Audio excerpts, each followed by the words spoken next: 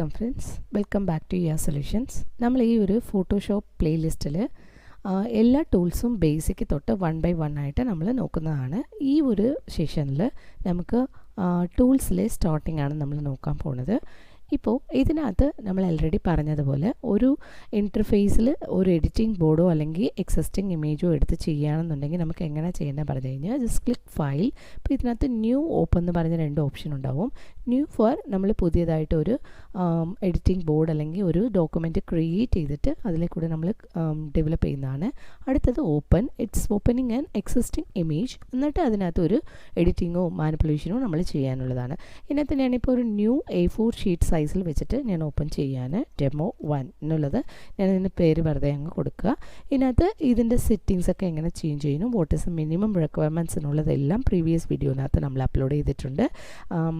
റെഫറൻസിന് വേണ്ടി അതും നോക്കണമെങ്കിൽ ചെയ്യാം. ഓക്കെ, എന്നിട്ട് ഓക്കെ കൊടുത്തു. ആഫ്റ്റർ ദാറ്റ് ഞാൻ ഒരു എക്സിസ്റ്റിംഗ് ഇമേജ് ഞാൻ എടുക്കാൻ പോവുകയാണ്.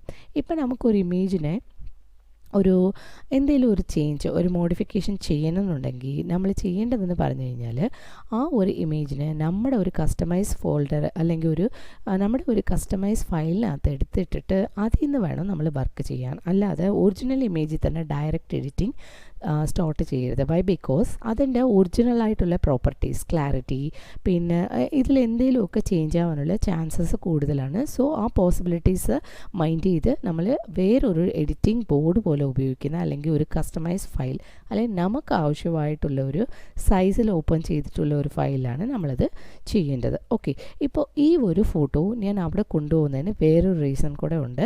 ഇതിൻ്റെ സൈഡിൽ ഈ റൈറ്റ് ഹാൻഡ് സൈഡ് നോക്കിക്കഴിഞ്ഞാൽ ദർ ഈസ് എൻ ലേയേഴ്സ് എന്ന് പറയുന്നതാണ് ഫോട്ടോഷോപ്പിൽ വളരെ ഇമ്പോർട്ടൻ്റ് ആയിട്ട് ദ കൺട്രോൾ ഫാക്ടറാണ്.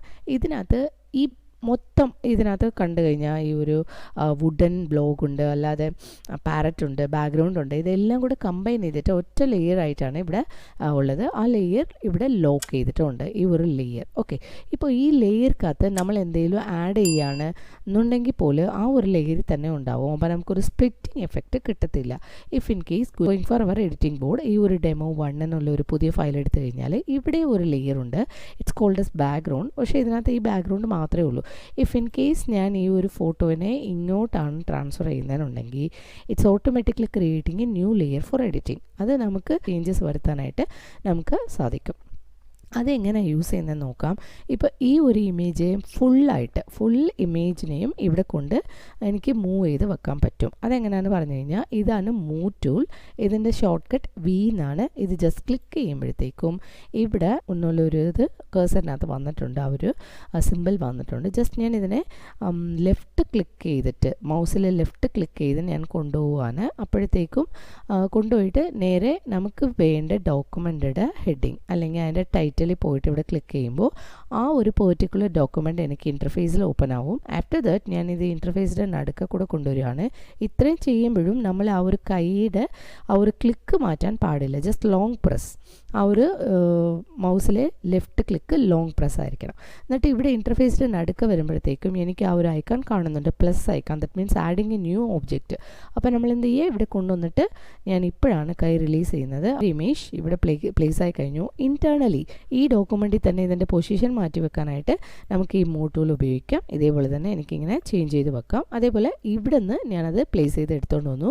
സ്റ്റിൽ ഈ ഒരു ഇവിടെ നിന്ന് എടുക്കുന്നത് എനിക്ക് കോപ്പി ആയിട്ട് മാത്രമേ അങ്ങോട്ട് കിട്ടുന്നുള്ളൂ. ഇവിടെ കാര്യം കൂടെ നമുക്ക് ശ്രദ്ധിക്കാൻ, ഇവിടെ നിന്ന് നമ്മൾ ഈ ഒരു ഇമേജിൻ്റെ കോപ്പി ഇങ്ങോട്ട് എടുത്തിട്ട് വന്നപ്പോൾ ഇതിൻ്റെ മുമ്പ് ഇവിടെ ബാക്ക്ഗ്രൗണ്ട് എന്ന് പറഞ്ഞിട്ടുള്ള ഒറ്റ ഒരു ലെയർ മാത്രമേ ഉണ്ടായിരുന്നുള്ളൂ. പക്ഷേ റൈറ്റ് നൗ ലെയർ 1 എന്ന് പറയുന്നത് നമ്മൾ അവിടെ നിന്ന് കൊണ്ടുവന്ന ലെയർ ഓട്ടോമാറ്റിക്കലി ഇവിടെ ക്രിയേറ്റ് ആയിട്ടുണ്ട്.